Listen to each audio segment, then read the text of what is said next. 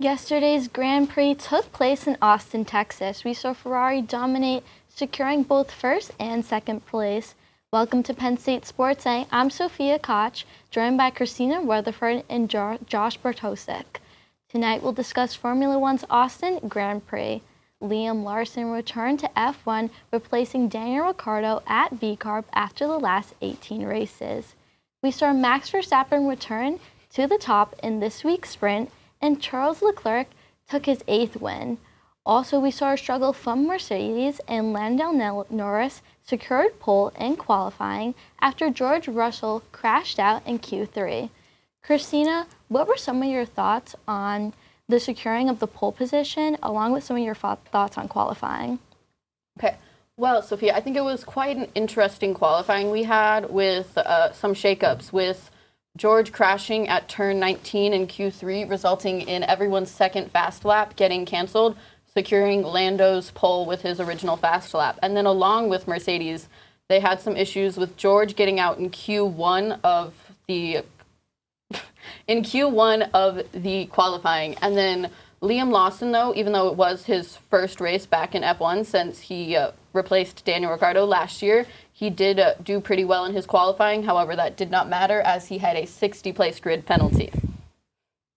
Yeah, I mean, look, you talk about the qualifying. Qualifying was pretty exciting. I mean, it's impressive for really what McLaren has done this entire season and this entire year has been very impressive. When you talk about the top teams in F1, normally McLaren is a top 3, top 4 team, but no one's talking about them leading the Constructors' Championship or having someone like Lando Norris consistently get on pole like he's done numerous times so far in this season. And then you look at it for George Russell. I mean, tough to get the crash and have to start from the pit lane. And tough weekend overall for Mercedes. We'll talk about it a little bit later. But you look down there at number 19, Lewis Hamilton. First time in his history of F1 racing where he has not qualified top 5 in the Circuit of the Americas. And he's been racing for quite a long time. I mean, you saw things that you don't normally see in this qualifying. It led to some exciting things like you mentioned, especially Lando Norris getting pole. But really, I mean, you very rarely will see Lewis Hamilton finish that low. And when he does, it's normally because he didn't get or he didn't finish qualifying. Technically, nobody did. But to see him all the way down there is something you rarely ever see. So Saturday, there was also a sprint race where only the top 8 drivers get points. It was an exciting 19-lap race. We saw Max Verstappen finish on top. So what were some of your thoughts about this sprint race? Yeah, I mean, the sprint, it's just kind of domination so far this entire season, really, from Verstappen, especially when it comes to these sprint races. He's won every single one, and he pulled away almost immediately in this one. It wasn't really close. There were some battles for the other point spots.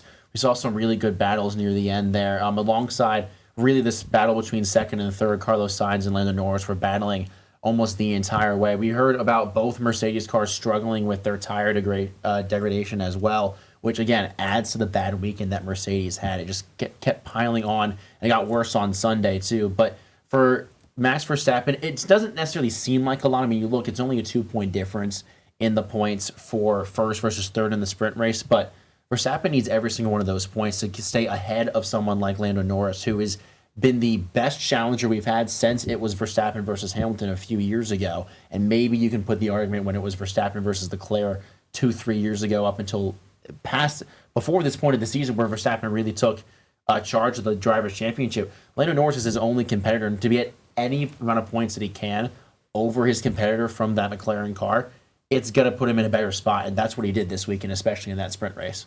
Yeah, I do think this sprint race was quite interesting. There were a few battles in the front and the back with the Ferraris for most of the race battling each other for third and fourth, and then Carlos taking over Lando towards the end, securing him P2. And then along with that, we had Fernando Alonso and Liam Lawson in the back fighting for not points, fighting each other for positions. Yes, it was quite an interesting sprint race we had. So we saw Charles Leclerc finish first, followed by his teammate, Carlos Sainz. We also saw Max Verstappen take third place. So what were some of your thoughts about the overall race and the finishes we saw? Okay, I do think it was quite an interesting race with Charles taking, he started P4, he took in turn 1, P1, he got passed all 3 cars in front of him in that very first turn, which can be a very chaotic turn at COTA.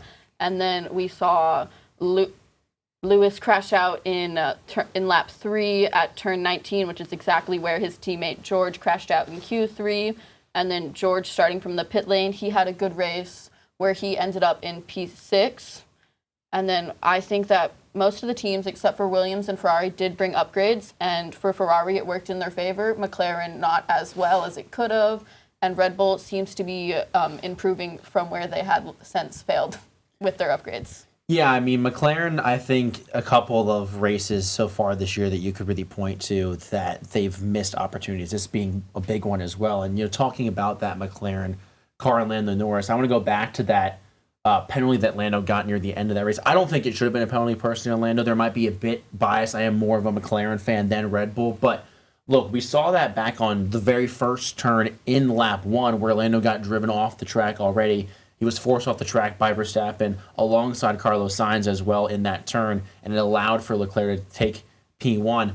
Lando was again forced off the track on that turn. There was nothing he could do. Verstappen went well wide and forced him off the track. I don't think he should have gotten the 5-second penalty. Maybe you could have argued he should have given the spot back and tried to fight for it again later, but there are only a few more laps to go. And it's another thing that, again, helps Max Verstappen get ahead of Lando Norris, or more ahead in this championship. I mean, he outperformed him by 5 points this weekend, which again doesn't seem like a whole lot, but it's not very often that you see McLaren consistently dominate at the top. Whereas when you think about Red Bull, you're normally seeing them on the podium.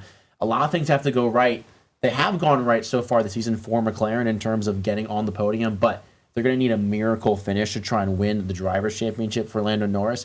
The Constructors' Championship got a little bit closer to because of that 1-2 for Ferrari, something we have not seen since the early 2000s. Yes, 2006 was the last time they finished a 1-2 at a race in America. Yeah, and I was maybe 2.5, 3 years old, so I don't remember a lot at all during that time, let alone Ferrari finishing 1-2. So really good for them, and that also makes the Constructors' Championship a lot more competitive, only 8 points behind Red Bull, who's 40 points behind McLaren. So for the first time in a few years, we've had a lot of exciting races, and we're going to have a lot of exciting finishes towards the end. We've seen so many different guys win a race or win a Grand Prix, and we're going to see a very, very competitive finish to the end, at least especially for the Constructors' Championship, and hopefully for all the fans' sake, the Drivers' Championship as well.